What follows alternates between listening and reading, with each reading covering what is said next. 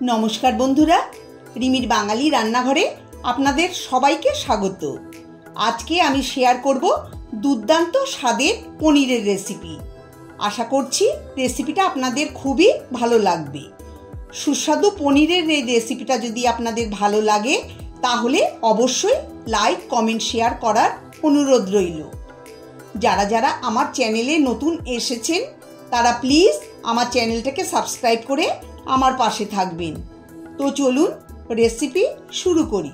এখানে আমি 300 গ্রাম পনির নিয়ে দেখুন এরকম চৌকো একটু বড় করে কেটে নিয়েছি। গ্যাসে কড়াই বসিয়ে দিয়ে দিচ্ছি 2 টেবিল চামচ সাদা তেল। তেল গরম হয়ে গেছে, এখন তেল কড়াইয়ের চারিদিকে ছড়িয়ে দিচ্ছি। এখন এর মধ্যে দিয়ে দিচ্ছি 2টো মিডিয়াম সাইজের পেঁয়াজ একটু বড় করে কেটে, তার সঙ্গে দিচ্ছি 2টো মিডিয়াম সাইজের টমেটো ডুমো করে কেটে। এবার দিচ্ছি 5-6 কোয়া রসুন, হাফ ইঞ্চি আদা ছোট করে কেটে। সবার শেষে দিয়ে দিচ্ছি 3টে কাঁচা লঙ্কা হাফ হাফ করে কেটে। আপনারা আপনাদের পছন্দ মতো কাঁচা লঙ্কা কম বেশি দিয়ে দেবেন। এখন এগুলোকে তেলের সঙ্গে নাড়িয়ে নিচ্ছি।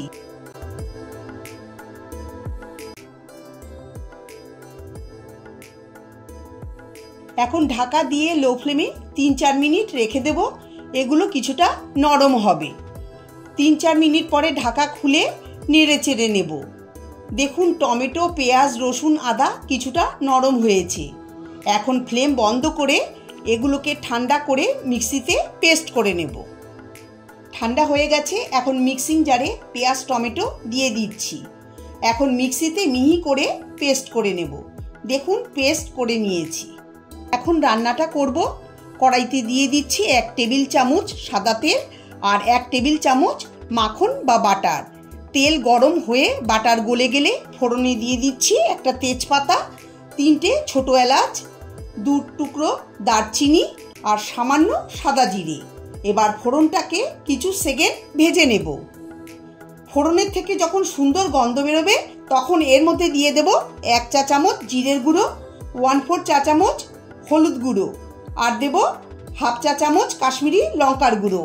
এখন মশলা তেল বাটারের সঙ্গে মিশিয়ে নেব। লো ফ্লেমে এগুলোকে মেশাতে হবে, না হলে মশলা পুড়ে যাবে।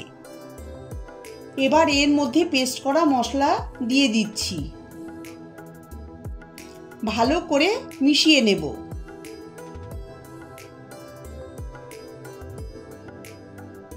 মেশানো হলে 10-12টা কাজু মিক্সিতে পেস্ট করে নিয়েছি। কাজুর পেস্টটা এখন দিয়ে দিলাম। কাজুর পেস্ট দিয়ে আবার ভালো করে মিশিয়ে নিচ্ছি।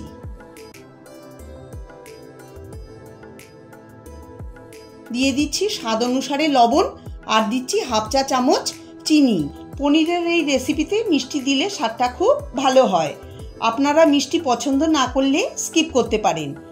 এখন লো ফ্লেমে 7-8 মিনিট সময় নিয়ে নাড়িয়ে চাড়িয়ে মশলা ভালো করে কষিয়ে নিতে হবে। মশলা যত ভালো কষানো হবে গ্রেভির স্বাদ ততই ভালো হবে। আমার চ্যানেলে আরও সুস্বাদু পনিরের রেসিপি দেওয়া আছে। ডেসক্রিপশন বক্সে রেসিপির লিঙ্ক শেয়ার করে দিচ্ছি, আপনারা চাইলে চেক করে নিতে পারেন। প্রায় 7-8 মিনিট মশলা কষিয়ে নিয়েছি। দেখুন বন্ধুরা, গ্রেভির কালার পাল্টে গেছে আর মশলা কষতে কষতে ঘনও হয়ে গেছে।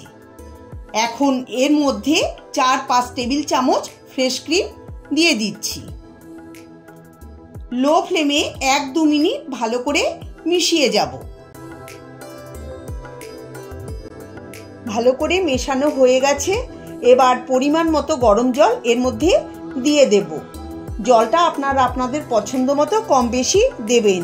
আমি 2 কাপ পরিমাণে জল দিয়েছি। পনিরের এই গ্রেভি একটু ঘনই হয়, খুব পাতলা হয় না।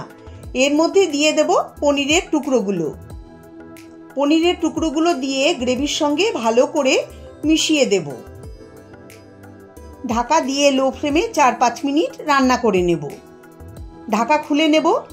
এর মধ্যে 1/4 চা চামচ গরম মশলার গুঁড়ো আর 1 চা চামচ কসুরি মেথি দিয়ে মিশিয়ে দেব। গরম মশলার গুঁড়ো আর কসুরি মেথি দিয়ে ঢাকা দিয়ে 1-2 মিনিট লো ফ্লেমে রেখে দেব। 2 মিনিট পরে ঢাকা খুলে নেব। সবার শেষে দিয়ে দেব সামান্য ধনেপাতা কুচি। ধনেপাতা দিয়ে মিশিয়ে দেব। একদম তৈরি হয়ে গেল শাহী পনির। এটা আপনারা ভাত, রুটি, রুমালি রুটি, নানের সঙ্গে সার্ভ করতে পারেন। আমি রুমালি রুটির সাথে সার্ভ করছি। আমার আজকের এই রেসিপি যদি আপনাদের পছন্দ হয় তাহলে প্লিজ একটা লাইক করবেন আর অবশ্যই চ্যানেলটাকে সাবস্ক্রাইব করতে ভুলবেন না। সবাই ভালো থাকবেন, সুস্থ থাকবেন। ধন্যবাদ।